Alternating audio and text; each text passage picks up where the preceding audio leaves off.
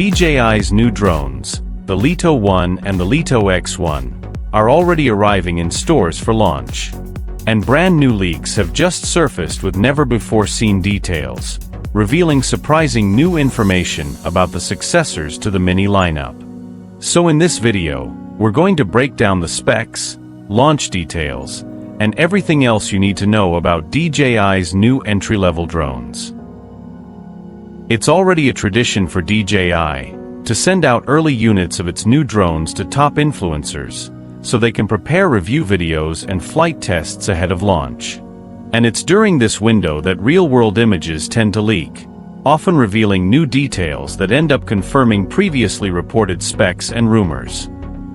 Just like in this recent leak from Igor Bogdanov, which confirmed the key features of the Lito 1 and the Lito X1, and now we can more clearly understand the differences between these two models. The Lito 1 will be the entry-level version, a simple and affordable drone aimed at beginners and content creators who need a practical and reliable option to capture landscapes, adventures, and travel shots for social media, or for those who just want to fly casually, purely for fun or as a hobby. It's here to fill the gap left by older discontinued models, like the Mavic Mini, Mini 2, Mini SE, and Mini 2 SE, as well as drones still in production, such as the Mini 4K, and especially the Mini 3 Standard, which remains a top seller thanks to its excellent value for money. As expected, the Lito 1 will weigh under 250 grams, and its camera will feature a half-inch sensor with 48 megapixels of resolution and 1.8 aperture. This will be the main difference between the Lito 1 and the Lito X1. After all, we know the camera is the most expensive component in a drone, and this was the solution DJI found to make this model more affordable. The Lito 1's camera will have a sensor the same size as the DJI Neo 2, which records in 4K at 60 frames per second, but doesn't include more advanced features like HLG or 10-bit D-Log-M. Photos on the DJI Neo 2 are 12 megapixels, but in this area, the Lito 1 will have the advantage, offering 48 megapixels. And here's a nice surprise. Even though the Lito 1 is an entry-level drone, it will also feature an omnidirectional obstacle avoidance system. This is something typically found only in the Pro models of the Mini lineup, which use 4 optical sensors. But on the Lito 1, this system has been updated to a new version that relies on just 2 sensors, with 180-degree wide-angle lenses.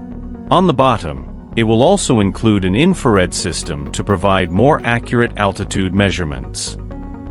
This setup will be similar to what's already found on the DJI Neo 2, and it will deliver 360-degree obstacle avoidance, helping the drone navigate safely and avoid collisions, even in more complex environments.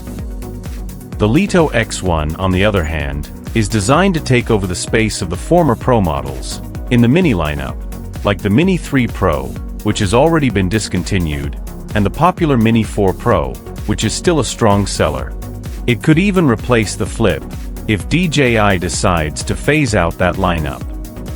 The Lito X1's camera will match the one found on the Mini 4 Pro, featuring the well-known 1/1.3-inch sensor. It will record in 4K at 60 FPS, or up to 100 FPS in slow motion, and photos will also come in at 48 megapixels. Both models will include mechanical stabilization with a 3-axis gimbal, delivering smooth, cinematic footage. But most likely, only the Lito X1 will support vertical camera rotation, allowing full-resolution content in the native format for social media. This feature hasn't been confirmed for the Lito 1, and if it's missing, that could be a major disappointment, especially since even the Mini 3 already offers 90-degree camera rotation. Another key difference between these two models will be the front LiDAR sensor, which will only be present on the Lito X1. The Lito 1 will have just a mesh-style finish in that area, a design solution DJI often uses to keep entry-level drones more affordable, as seen in models like the Mini 2 and the Mini 3. This feature on the Lito X1 will also set it apart from the Mini 4 Pro, since currently the only drone in this lineup equipped with LiDAR is the Mini 5 Pro. According to these leaks, both models are expected to have a theoretical battery life of 36 minutes. But honestly, that sounds a bit odd, since the Lito X1 will have more advanced features, like a larger camera sensor and a front LiDAR, which would naturally consume more power. Looking at previous Mini lineup models as a reference, the flight time difference has typically been around 4 minutes. For example, the Mini 3 can reach up to 38 minutes with the standard battery and 51 minutes with the Plus battery. Meanwhile, the Mini 3 Pro offer around 34 minutes with the standard battery and up to 47 minutes with the Plus version. And still talking about the battery, this footage reveals a very interesting detail. It appears to have exactly the same form factor as the batteries used in the Mini 3, Mini 4 Pro, and Mini 5 Pro. This strongly suggests that DJI may finally be adopting a compatibility strategy for the Lito lineup with other Mini series accessories, including controllers, propellers, arms, motors, batteries, and chargers. In this comparison, we can see that DJI only redesigned the front section of the drone to enable parts compatibility. From the midpoint to the rear, the Lito remains virtually identical to other models in the Mini lineup, keeping the same shape and the standard air vents that have already become a signature in these drones. The Lito will also have a combo that includes the Plus batteries. Because of that, DJI won't be able to clearly state on the box that it weighs under 249 grams, since it only qualifies as Class C0 when using the standard battery. In this Plus combo, it will come with 3 heavier batteries, offering up to 45 minutes of flight time. This flight time isn't just an estimate. In this image, you can actually make out part of the number 45, which makes a lot of sense. It follows the same pattern as the Mini 4 Pro, where the Plus battery delivers around 45 minutes of flight time, while the standard battery offers about 34 minutes. The Lito will feature the traditional intelligent flight modes, and it will likely include newer features seen in more recent drones, such as smartphone control, automated commands, and manual control using a virtual joystick. And just like the Neo 2, it's also expected to have Wi-Fi connectivity with a range of around 500 meters. It may also support voice control through the smartphone app, just like other DJI drones, where you press a button and use standard commands. Hey Fly, take a droney. Another control method that's been very popular on the Neo 2, and could also make its way to the Lito, is gesture control. With the evolution of sensors and artificial intelligence, these gestures are becoming increasingly precise and reliable, enabling safer and more intuitive operation.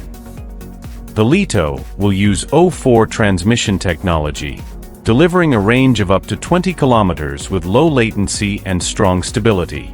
This will finally phase out older systems, like O2 on the Mini 4K and O3 on the Mini 3.